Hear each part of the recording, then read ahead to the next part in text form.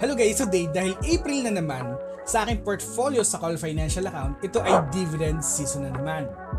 Ngayon sa video na ito, ibabahagi ko sa inyo yung 7 na kumpanya na magbibigay sa akin ngayong April ng dividendo.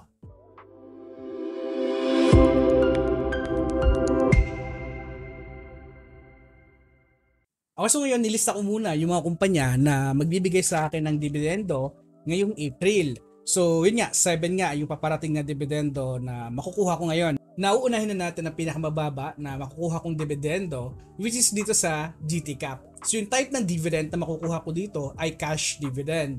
So mayroon itong 2 pesos and also 3 pesos per share.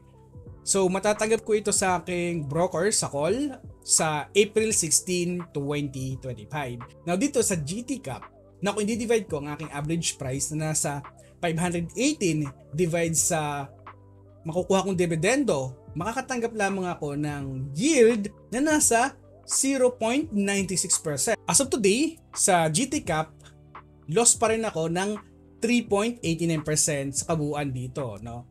And meron na akong nakuhang dividendo na nasa 0.59%. What I really like dito sa kumpanya kung bakit until today hawak ko pa ito, I believe na yung kumpanyang ito ay continuous pa rin mag-prosper, no? And isa sa pinaka key highlights dito sa kumpanya ay yung hawak nilang Toyota, which is ito yung pinaka-nangungunang brand dito sa Pilipinas as of today, no? And para sa akin, isa ito sa mga magiging key driver din ng kumpanya. And also, syempre, yung other businesses din ng kumpanyang ito.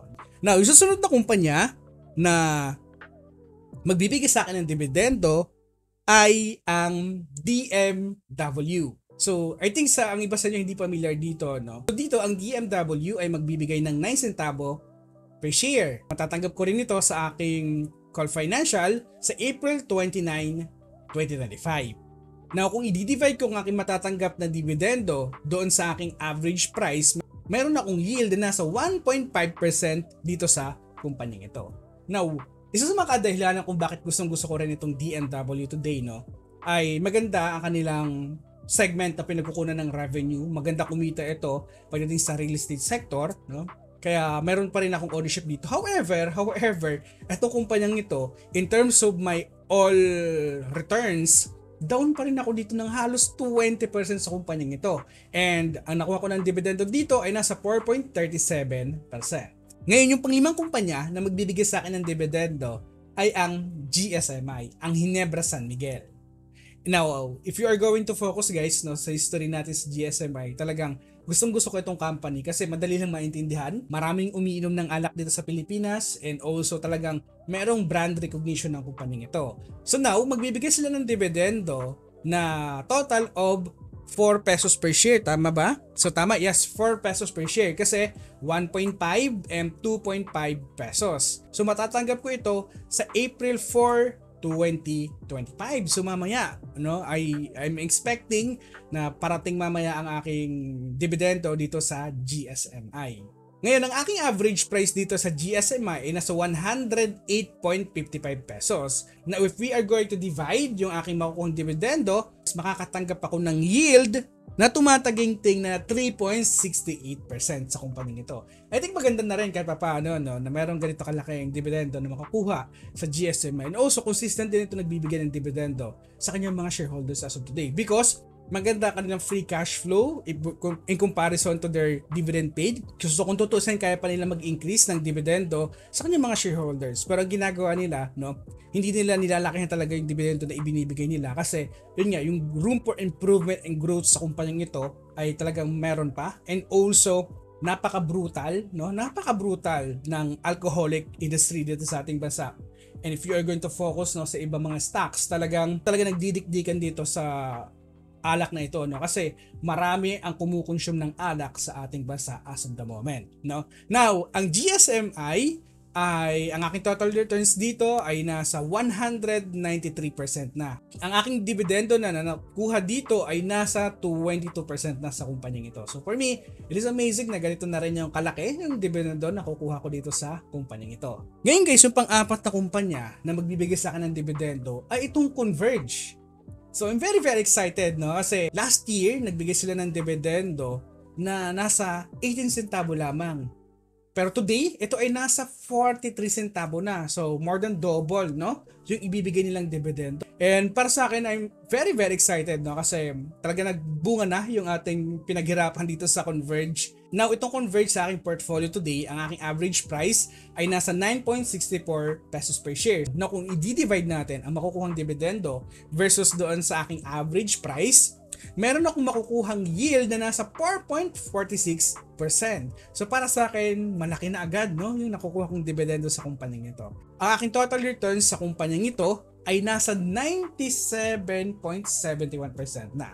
So talagang I'm very very excited sa future na Converge, no? And talagang continue sila i-develop pa, which is I really like today. And kaya malaki na yung portion talaga ng aking allocation dito sa Converge. So i-update ko kayo sa aking classroom kung magbabawas ba tayo dito sa Converge or ipagpapatuloy pa rin natin ang aking investment sa kumpanyang ito. Ang kumpanya na magbibigay sa akin ng dividendo ay ang kumpanyang SCC, ang Semirara Mining and Power Corporation.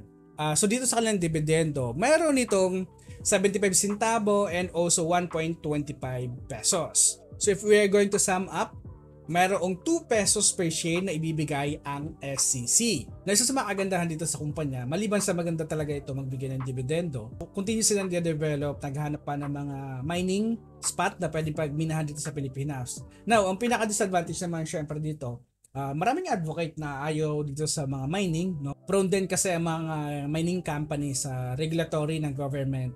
Maliban doon, sa continue sa pag-improve ng renewable energy sa Pilipinas, I think ito yung magiging risk sa company kung hindi sila nag-develop din.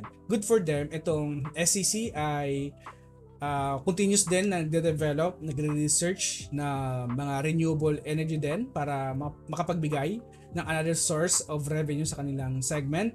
And also, no, para sa akin, yes, over the long run, napakalaki ng potential ng renewable energy. Pero today kasi, no, in the next coming 10 years from now, I think cost efficient pa rin ang coal sa pag-produce, no? Sa pag-produce ng electricity dito sa Pilipinas, lalo na sa atin, kaya napaka-importante pa rin ng coal industry dito sa ating bansa. Kaya until today, meron pa rin akong hawak sa SCC. Now, dito sa kumpanya, ang aking average price ay nasa 27.38 pesos. Now, if we are going to divide yung dividendo na makukuha ko sa aking average price, meron akong matatanggap na 7.3% sa kumpanyang ito, no? So I think malaki na ito. So para sa akin malaki na rin 'yon na 7.3% na yield na makukuha ko sa kumpanya, no, para sa akin. As of today, aking total returns sa kumpanya ay nasa 65.45%. Mayroon akong 33.78% na income galing lamang sa dividendo na binibigay ng kumpanyang ito. If you are going to watch, no, yung last video natin, talagang over the long run, napaka-importante ng dividendo ng SCC. Na yung susunod na kumpanya na magbibigay sa akin ng dividendo ay itong Concepcion Industrial Corporation, ang CIC. So dito, magbibigay sila ng dividend na 1 peso per share and matatanggap ko ito sa April 24, 2025. Now, isa sa kagandahan dito sa CIC, no, I think yung mga brand ng kumpanya, no, may brand recognition pa rin dito sa Pilipinas ang mga Kundura. Pag sinabi Kundura, talagang matibay na product. Syempre, hindi natin maalis din yung mga competition today na nanggagaling sa China, di ba? Maraming mga aircon brand na lumalabas. Maliban sa aircon brand, refrigerator, no, mga cooling system, talagang maraming competition din dito sa Pilipinas. Now, in order na makasabay itong company, no, kailangan nila syempre improve yung business, not only to improve, maging efficient, but also maging malaki yung presence nila today sa online, no, sa online, kasi talagang sobrang laki ng importansya na kung meron kang business ay gamitin o gawin natin through online, kasi malaki na yung customer base pagdating sa online today. And also, especially today, yung mga millennials, katulad natin, ay yun nga, nagkakaroon ng sariling pamilya, di ba? Siyempre, yung mga produkto ng CIC ay ginagamit pa rin ito, no? And now itong CICI medyo bata pa sa ating portfolio, kakabalik lang natin dito. And itong company ay natawag ko nga din turnaround business, kaya ako bumalik dito. So as of the moment, meron akong income, total return sa kumpanya na nasa 20.78% as of the moment. Now ang aking average price dito ay nasa 11.67. We are going to divide. Makakakuha ko ng yield na nasa 8.56%. So I think malaking bagay na rin itong yield na makukuha natin. And also syempre, no, you have to take note na syempre meron pa rin itong tax. And you have to take note din also na meron din itong syempre tax na ikakat sa ating mga investment. Okay, so yung last na kumpanya na magbibigay sa akin ng dividendo ngayong April ay ang kumpanyang DMCI. So dito sa DMC malaki na talaga ang nakukuha kong dividendo sa kumpanyang ito, and I'm very very satisfied, no. So today, magbibigay ito ng 35 centavo and 25 centavo. So overall, meron itong 60 centavo na ibibigay sa kanyang mga shareholder. So matatanggap ko ito sa April 24, 2025. Isa sa mga kagandahan dito sa kumpanya kung bakit until today hawak ko pa rin ito, no? Because of continuous innovation ng kumpanya, continuous sa paghahanap ng another segment, no, na mga pinagkukunan ng revenue. And I think in the next coming 3 to 5 years, yung CHP nila ay makakapagbigay ito ng malaking reward din sa kanila kasi meron silang mining and so on and so forth. Maraming pinagkukunan ng revenue, makakadagdag din ito sa kanilang operations and also sa kanilang construction business na magiging cost efficient ito kasi makakakuha sila ng bargain price, no, sa paggamit ng mga semento sa kanilang mga project na gagamitin in the future. Kaya naman napakalaki ng potential ng DMC pa rin para sa akin as of the moment. So if we are going to divide yung dividendo na makukuha ko today, aking average price na nasa 3.53 pesos sa kumpanyang ito, makakakuha ko ng yield na nasa 17%. So I think malaki pa ring bagay, no, 17% na yield na tinubo na naman ang aking income ngayong taon sa kumpanya galing lamang sa dividendo na ibinigay ng kumpanyang ito. So currently sa DMC meron na akong 356.99% na returns sa kumpanyang ito and 131.23% ito galing sa dividendo na binibigay ng kumpanya. So malaking bagay talaga, no, para sa akin yung dividend na binibigay ng DMC din para, no, mapalagaw ang aking investment and also syempre makapagbigay ng another cash o buying power para makapaghanap ng iba pang investment opportunity. So ngayon ang tanong, yung matatanggap kong dividendo sa 7 kumpanyang ito, ano bang gagawin natin? So ngayon, dahil nga meron pa tayong available cash as of the moment sa ating portfolio, ang gagawin ko ay itatabi ko rin ito kasi syempre meron pa akong mga tinitingnan din mga kumpanya na pwede kong paglagakan. And also, no, dito sa mga kumpanya na nasa red side dito sa ating investment ay pwede ko itong tignan kung meron ng buying opportunity sa mga kumpanyang ito ulit, no?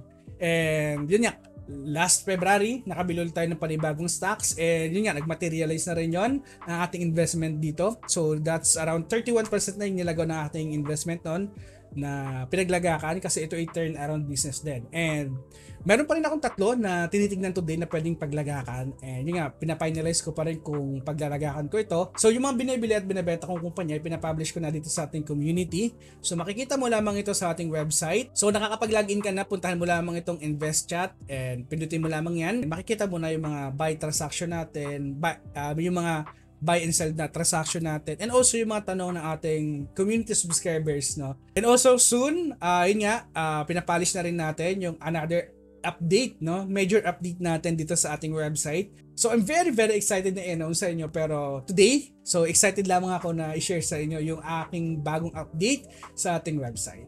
So ngayon guys, hanggang dito na lang muna today, no, siguro yung ating video. So hopefully meron kayong kahit paano natutunan. So, this is Special Warrior na lagi nagpapaalala, invest wisely and see you on the other side. So, ang dami ko palang pwedeng pag-aralan today ng mga company. Okay, I'm there.